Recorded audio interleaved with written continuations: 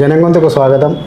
ఈరోజు మన స్టూడియోకి Hindu JAC Hindu joint action committee ప్రాంత బాధ్యులు మదన్ గుప్తా గారు మనకు ఈరోజు స్టూడియోకు రావడం జరిగింది. అదేవిధంగా వారు మనకు దాదాపు హిందూ ధర్మంపై కానీ ఇతరత్ర భారతీయ చారిత్రక అంశాలపై కూడా ప్రత్యేక అవగాహన మరియు ప్రత్యేకతమైన అవగాహన కలిగి ఉన్న వ్యక్తి.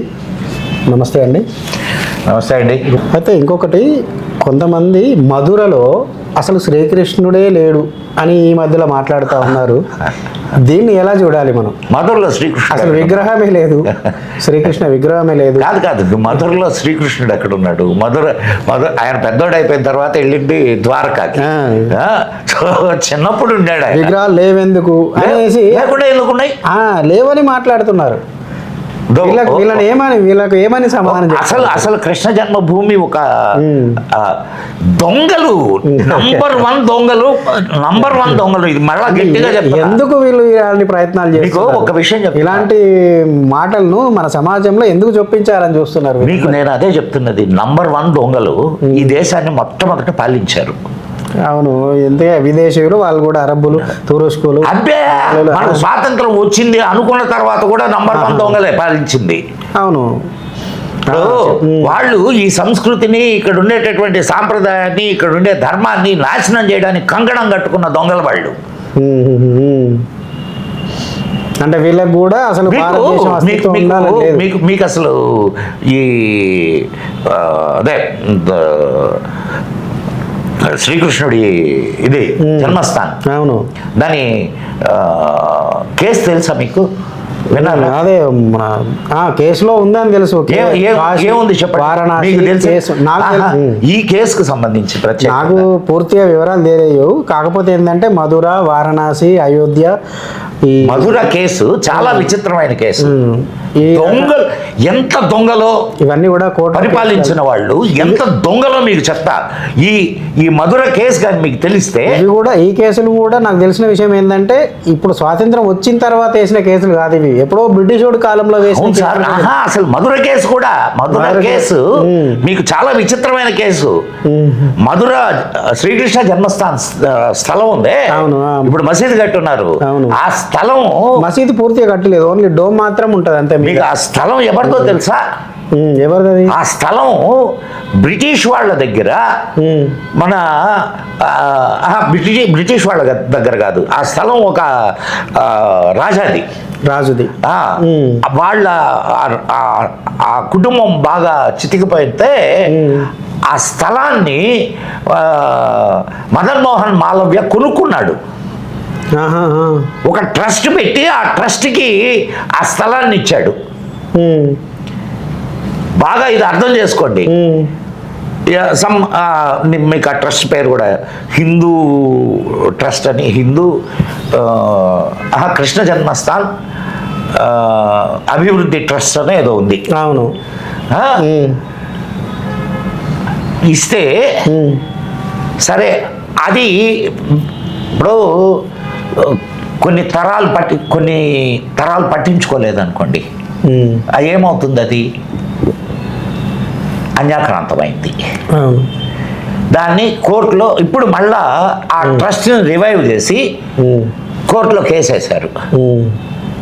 కేసేస్తే ఆ ట్రస్ట్ తరఫున ఎవరు, ఆ ట్రస్ట్ వాళ్ళు కాకుండా వేరే వాళ్ళు కేసేశారు. వేరే వాళ్ళు కేసేస్తే ఆ ట్రస్ట్ తరఫున ఎవరు రాలా. ఆ ట్రస్ట్ ఇప్పుడు ఇది అంటే ఆ పేరు నాకు కరెక్ట్ గా గుర్తు రావట్లేదు. శ్రీకృష్ణ జన్మస్థానం అభివృద్ధి ట్రస్ట్ సంథింగ్ ఉంది అని ఆ బోర్డు ఉంటుంది. అట్లా అభివృద్ధి ట్రస్ట్ అనుకున్నాం. వీళ్ళు శ్రీకృష్ణ జన్మస్థాన్ నిర్వహణ ట్రస్ట్ అని పేరు పెట్టి ఇంకొక ట్రస్ట్ని తయారు చేసి ఈ ట్రస్టే ఆ ట్రస్ట్ అని చెప్పి కోర్టుని నమ్మించి వాళ్ళకి దాఖలు చేశారు. మీకు అర్థమైందా? అసలు ఇప్పుడు ఇప్పుడు అర్థమైంది. అంటే అసలు ఇది ల్యాండ్ డిస్ప్యూట్ ఇది. ప్రభుత్వం దాదాపు వాళ్ళ చేతుల్లో ఉంది. ప్రభుత్వమే చేసింది ఈ పని. ప్రభుత్వమే ఒక కొత్త ట్రస్ట్ ని ఏర్పాటు చేయించి ఆ ట్రస్ట్ ద్వారా కోర్టులో ఇచ్చేయించి నేను అందుకు దొంగలు అన్నది, అరే. నేను పదాన్ని ఊరికనే వాడలేదు. సో ఇది ల్యాండ్ డిస్ప్యూట్, ఇదే అనిల్ గారు. అవును. ఇట్ ఈస్ నాట్ ఏదో ఆక్యుపై చేసి ఇచ్చేసింది కాదు. అంటే వీళ్ళు అప్పుడు అధికారం ఉన్న వాళ్ళే వేరే ట్రస్ట్ దానికి డూప్లికేట్ ట్రస్ట్ తయారు చేసి, అంటే దాన్ని ఏదైతే శ్రీకృష్ణ ఇప్పుడు అసలు ట్రస్ట్ ను బయటకు తీసుకొచ్చారు. తగ్గించడానికి ఇప్పుడు అది గొంతులో వెలక్కాయ పడ్డట్టు అటు కోర్టులు బయటకు నిర్ణయం చెప్పలేకుండా ఉన్నాయి. ఇటు వీళ్ళు ఉన్నారు కదా, మనకి భారతదేశంలో సెక్యులర్ అనేటటువంటి ఒక దుర్మార్గపు జాతి. అవును. ఆ జాతి గొంతులో వెలక్కాయ, పచ్చి వెలక్కాయ పడి ఉంది. ఎవరికి నిజాలు తెలియడం లేదు. ఇన్ని సంవత్సరాలు నిజాలు తెలియకుండా దాచిపెట్టారు అనిల్ గారు. మనం ఇప్పుడు మాట్లాడడానికి మనకి ఏదో ఇప్పుడు మీరు చెప్పే విషయాలు ఎవరికి దాదాపు సామాన్య ప్రజలకు తెలియదు. మీకు అదే అంటున్నది, తెలియవు. ఇప్పుడు మనం ఈ విషయాలు చెప్తుంటే నిజమా కాదా అని వెరిఫై చేసుకుంటున్నారు. అవును. దానికి కావలసినటువంటి ఇవన్నీ కూడా గూగుల్ చేసినా దొరుకుతున్నాయి, లేదా ఎంక్వైరీ చేసినా దొరుకుతున్నాయి. అవును. ఒక్కొక్క విషయం బయటకు వస్తున్నది. ఇప్పుడు ఇది ల్యాండ్ డిస్ప్యూట్ కేసు ఇది. అదేవిధంగా ఇప్పుడు మనం రామసేతు అని అంటాము, అంటే స్వయంగా రాముడే కట్టాడు, వారధి కట్టాడు అని చెప్తారు కదా. దాని యొక్క అసలు నిజంగా రాముడే కట్టాడా? మీకు అది చెప్తాను నేను. అది మానవ నిర్మితమే. అది మానవ నిర్మితమే. సేతువు మానవ నిర్మితమే. ఎందుకంటే కానీ అది రాముడు కట్టాడా లేకపోతే తర్వాత ఎవరైనా కట్టారా అనేదానికి ఇదేం లేదు. యాక్చువల్గా రామాయణంలోనే ఆయన ఆ సేతువును ధ్వంసం చేయిస్తాడు. ఏది రాముడు కట్టిన సేతువుని రిటర్న్ వచ్చేటప్పుడు నేను చెప్పాను కదా లంక వేరే ఉందండి అని. అది కదా లంక. ఇది ఇక్కడ ఎందుకు వచ్చి రాముడు కడతాడు? రాముడికి ఆ సేతువుకి గుర్తుగా తర్వాత విభీషణుడు కట్టించాడు ఈ వారధి అని చెప్తారు. అందుకనే మీకు ధనుష్కోటికి కానీ వెళ్తే అక్కడ విభీషణుడి ఆలయం ఉంది. విభీషణుడి ఆలయం ఉంది. అవును. సో అది విభీషణుడు కట్టించింది, రాముడు కట్టించిన వారధి మునిగిపోయింది అనేది చారిత్రక సత్యం. ఇప్పుడు దాని మీద ఒక్క విషయం అనిల్ గారు, ఎస్ ఇప్పుడు శ్రీలంకలో అవన్నీ ఉన్నాయి. ఎస్ శ్రీలంకలో ఉన్నాయి, తప్పేం లేదు. రాముడు ఎక్కడ లేడు? అన్ని చోట్ల ఉన్నటువంటి రాముడిని శ్రీలంకలో కూడా దర్శించుకో.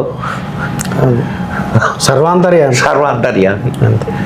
చాలా మంచి విషయాలు చెప్పారు జనం గొంతు వీక్షకుల కోసం. మళ్ళీ మంచి విషయాలతో నెక్స్ట్ ఎపిసోడ్లో మళ్ళీ కలుద్దాం. జై శ్రీరామ్. మిత్రులారా, మా అనిల్ గారు తన జీవితం అంతా ధర్మం కోసం పాటుపడుతున్నటువంటి వ్యక్తి.